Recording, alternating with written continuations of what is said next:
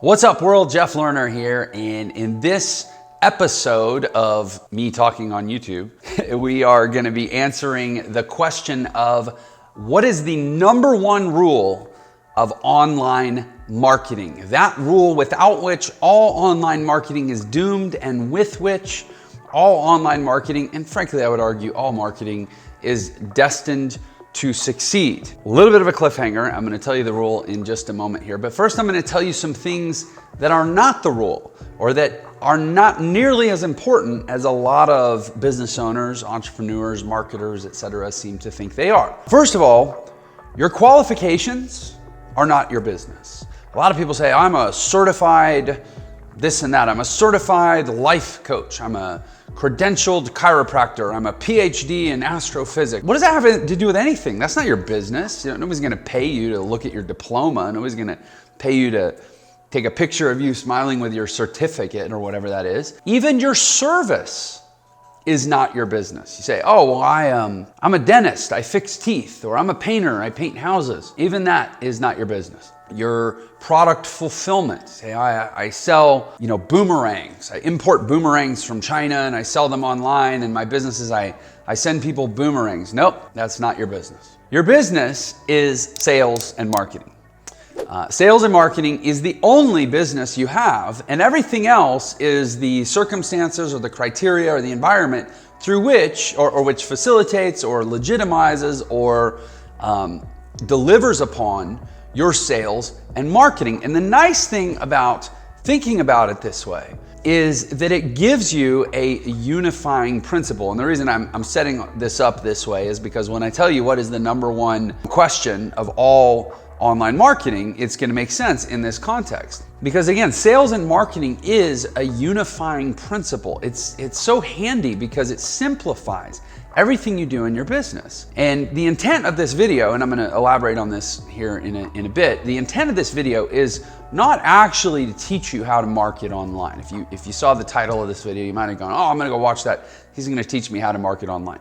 It's not that at all. The intent of this video is to convince you, hopefully to inspire you to adopt this belief system that sales and marketing is the great unifying principle, and that this one question that I'm going to share with you is the only question, and that once you embrace that and you align everything else with that, then the question isn't, well, how do I market? The question is simply, given my options in the moment, are they consistent with this question? And if they're consistent with the question, then it all gets so easy. So again, this video is not going to teach you how to market. It's going to simplify the concept behind marketing to the point where every how-to question, how do I do this? Should I do this? What's my target with this? Every question related to the how has an obvious answer. Because if the underlying principles are strong enough and they're sound enough, all you ever have to ask is this in alignment with the underlying principle? And if you get the principle right, you'll always get the answers right, okay? So that said, let's dive into more discussion on the number one question in online marketing.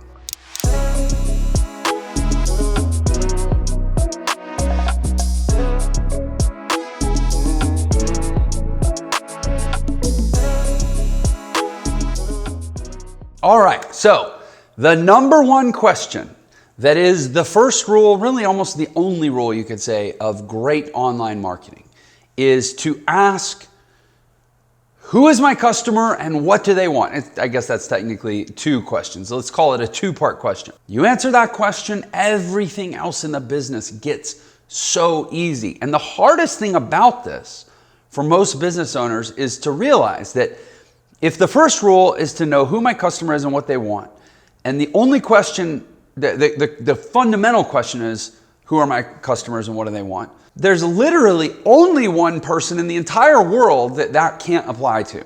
And that's you, the business owner. You're actually the only person who is impossible to be your own customer. There's 7 billion people in this world, and theoretically you could maybe figure out how to make every single one of them your customer, but there's one person that can never be your customer, and that's you, right?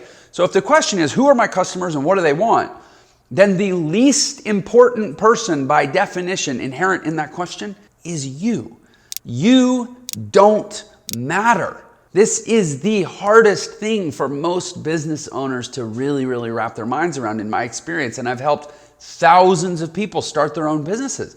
You don't matter. What you want doesn't matter. Your opinions don't matter. Your beliefs don't matter, except insofar as they create alignment or resonance or have an attraction quality to your customers based on who they are and what they want. Your personality, your interests are only relevant if they match your customers' wants or if they speak to your customers' wants. And I've learned this through trial and error. I've learned this through study. I've learned this through mentorship. I've learned this through counsel from some of the greatest marketers in the world, people that have done hundreds of millions of dollars in online sales that I've had occasion to get to know. I can say through trial and error that what I found is the only way that who I am really matters, and in fact, the only way that who I am becomes an asset in my business is if I create all these other components of my business. If I create my products, if I create my service, if I create my language, if I create my messaging, and I create my methods, my outreach formats, my scripts, everything in my business. If I create it in a way that resonates with who my customer is and what they want, and who I am and what I want is in alignment with that, then who I am and what I want becomes relevant. In fact, it becomes an asset. But if who I am and what I want isn't in alignment with who my customer is and what they want, then who I am not only doesn't matter, but it'll actually be detrimental for me to infuse into the conversation. Let me give you a kind of a concrete example. If I'm selling little baby stuffed dolls for babies, and I try to consider what would be fun for me to play with and somehow infuse that into the conversation, I am probably doing a disservice to the mom or maybe the parent who's trying to get a toy for their kid, because they're like, who is this guy? And why are we feeling what he wants? Even if I'm not explicitly saying it, why are we feeling it in the conversation? All that matters is who the customer is and what they want. And frankly, that's a good example, because the customer is not the baby that's going to play with the doll. The customer is the parent who wants to keep their kid entertained while they play with the doll and keep their kid safe. Again, to sort of put a fine point on it, the first rule of marketing is to know your customer, know what they want, figure out who they are, figure out what they want, and then focus on that obsessively. When I say figure out who your customer is and what they want, I mean literally create what we call a buyer persona or an avatar. Create in your mind one singular person who wants very specific things, and build your entire business to sell to that person. I'll give you an example of my business. I sell entrepreneurial education. I teach a lot about how to build a business on the internet. And that's frankly a pretty broadly relevant product. I mean, there's a lot of people in the world who are interested in generating, side income or building an online business, leveraging some of their time when they're not at work, maybe eventually replacing their income so they can quit their job, understanding more about this digital marketing stuff that they hear all about. There's a huge market of people that are interested in what my company Entre offers. But if I go try to sell to that world, and backing it up, if I try to know that world and think about what they want, they don't want anything. They don't exist. They is a collection of individual wants. They are a collection of individual people. The only thing I can ever actually know is one person. You can't say, oh, I know. If somebody says, oh, do you know Joe? You say, yeah, I know Joe. We're great friends. We talk all the time. I know him really well. You say, do you know Joe, Mary, Sue, Bob, Phil, and Willis? Well, I know Joe really well. I know Sue not so well. I know Phyllis or Willis, or I forget all the names I said. Like, you know individuals. You don't know a group. So to say, oh, I know my customer is all the men and women out there between 25 and 70 who want to generate some additional income and learn about online business. No, you don't. That's not a person. You can't know that person. You have to create one person, and you have to know that one person, and you have to know what that one person wants. And you have to focus obsessively on delivering to that one person what they want, and let everyone else in the marketplace either be in alignment with that one person that you're speaking to and you're selling to, or let them not. And simply, so your goal as a marketer is to make sure that you're defining that one person in a way that is the most congruent with your business. And so if you're selling a product that is, I don't know, let's say you're selling environmentally friendly filters for goldfish tanks, saltwater goldfish tanks greater than 600 gallons. And so your one person is, I'm selling to Stu, who has a giant saltwater tank in his house and he's obsessed with goldfish, but he also cares about the environment. Stu may or may not exist, and there's probably not a whole lot of people that are going to vibrate and go, oh, I'm just like Stu. That makes sense. That speaks to me, right? So then you go, oh, I may not have a viable business. But for me, I'll tell you who I sell to. When I talk about my business to anyone, I'm not actually talking to them. I'm not even talking to you right now, insofar as I'm talking about my business. I'm talking to one person. He's 45 years old. He's between 10 and 20 pounds overweight. He works a little too much. He loves his family, but he doesn't get to see them enough. That's who I'm always talking to. That's who I'm always selling to in my business. 45-year-old male, 10 to 20 pounds overweight, works too much. He's a breadwinner for his family, and he loves his family, but he doesn't get to see them enough. Are there millions of people who fit that description? Yes. Are there tens or hundreds of millions of people more who will likely be in alignment with a conversation that I would have with that one person? Yes. Therefore, I have a very large market. Thus, I have a thriving business because I'm selling products that meet the demand of a clearly defined market that happens to have a large likeness across the world. But I'm not selling to the world. I'm not selling to millions of people. I'm selling to one person. You got to do that too. So my question is, in your business, do you know who that one person is? And do you know exactly what they want? And are you obsessed with both speaking to and then delivering on what that one person wants? If yes, you probably have a really successful business.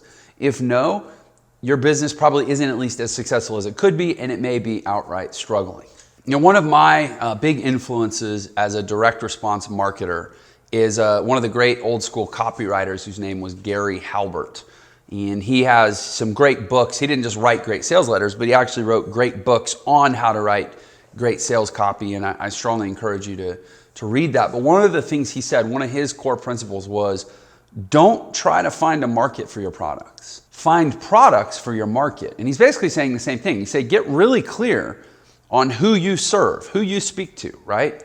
And then find stuff that they would want or create stuff that they would want. But don't create a thing that you think is cool, because again, you're the least important person in your business in terms of the marketability of your business. You might be the most important person in the operations of your business, but you're the least important person in the sales and marketing of your business. So don't worry what you like. Find products or create products that your market would want. And when I say your market, and when Gary Halbert says your market, he taught the same principle too. You're talking about one person. How do you do this? What's sort of a tactical exercise? Well, write down. So who is my person? What gender are they? What age are they? Where do they spend their time? What's their marital status, their family status, their employment status? What's their income? What do they want? What are they struggling with? How do they feel? What time do they wake up in the morning?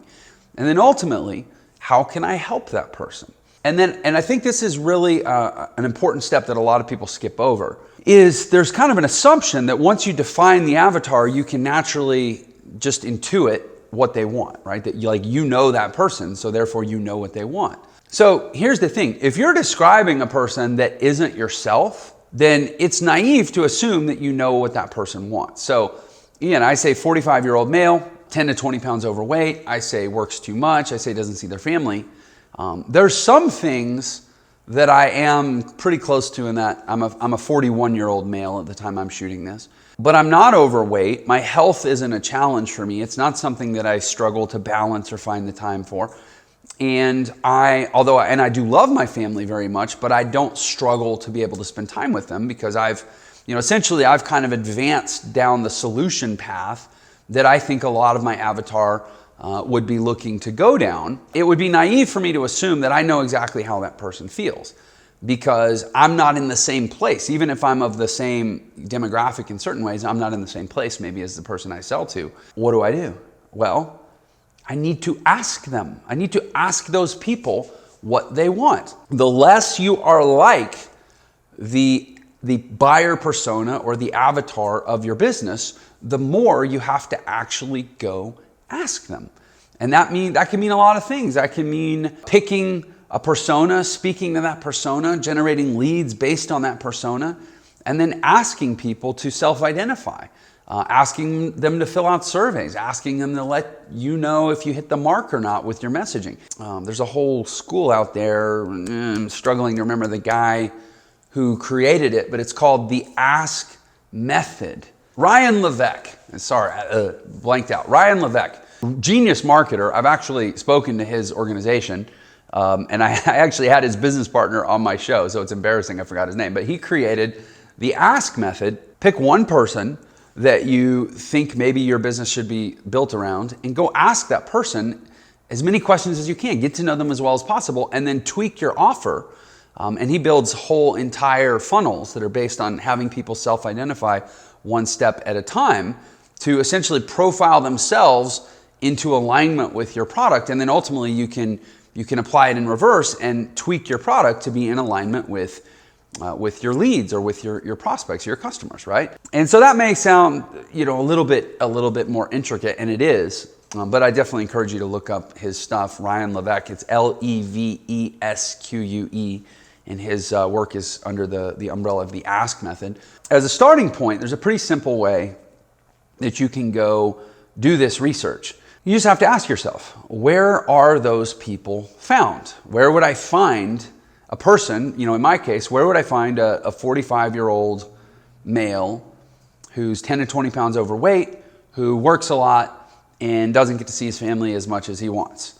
That person might be in, let's say, a fitness group. That person might be, if I went and found a fitness app that's something like how to get fit in 30 minutes a day. Like say I went on Facebook, right? And I said efficient workouts, like CrossFit, for example. CrossFit for over 40. If I search over 40 CrossFit, and I'm literally just spitballing this off the top of my head.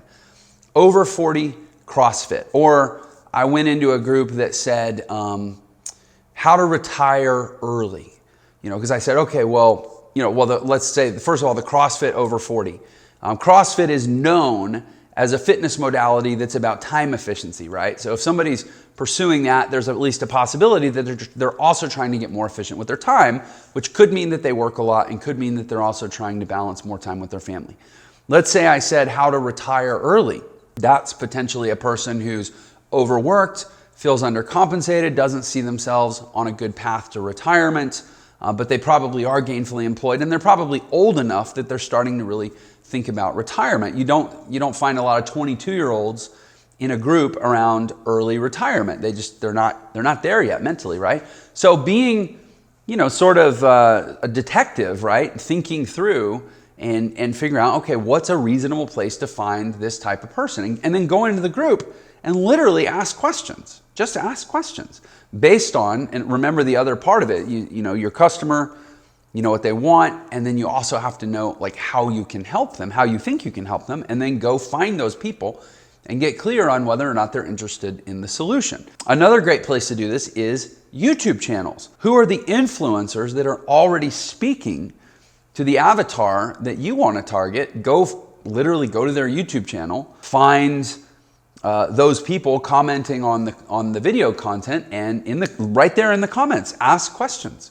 Get feedback. You can do this in Reddit threads online. You can, there's a million ways to do this online. And just, be deliberate, be intentional, take the time and tweak that buyer persona or that avatar to the point where you really, really think you've nailed it. And then practice, and I like to go live a lot. I like to create videos like this and also go live on Facebook. And practice having conversations directly with that one person. Literally, in your mind, create a picture of that person and talk to that person and imagine that you're sitting down having lunch with that person, figuring out who they are, what they want, and ultimately presenting your solution. And the more you do that, the more, again, the idea here is to create simplification, unifying rules, unifying principles that simplify everything, right? If you know that you're always sitting down having a conversation with that one person, it's going to make a whole lot of other how-to questions and what should I do questions a lot more obvious. But you say, well, I'm trying to connect with this one person, right? It's a unifying principle. Okay, so once you've really conditioned yourself to think this way, to be obsessive this way, and to essentially discard all the other questions that I feel are kind of distracting questions, because if you always start with this question, the other questions seem to have a lot more obvious answers in my experience, then you can apply it to every single thing you do in your business. In particular, every single piece of marketing you do in your business. And again, having that marketer lens where you think of your service, you think of your fulfillment, you think of your credentials, you think of everything that you have to offer that you think is your own personal value in your business. You filter it through the lens of what problem is this addressing? How effective is it at communicating the solution to that problem to this one person that I'm promoting to, and how credible or believable is that solution? It's so easy.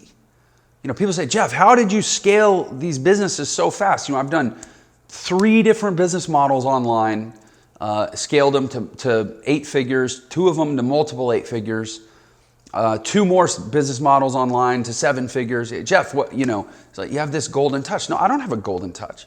I'm really, really good. And by the way, I used to be really, really bad, and I got tired of sucking. And somebody explained this to me, and I was like, well, let me try that. And I found the more I did it, the better it got. I'm really, really good at figuring out who I think I'm talking to, validating who I think I'm talking to, and then obsessing over delivering the solution to that person of what they want. That's it. Every single thing in your business, every single piece of marketing collateral, every word that comes out of your mouth, every word that you write, every image you publish, every service you offer. If you're a dentist, for some reason I always go to dentists in my mind. If you're a dentist, essentially you have 2 jobs.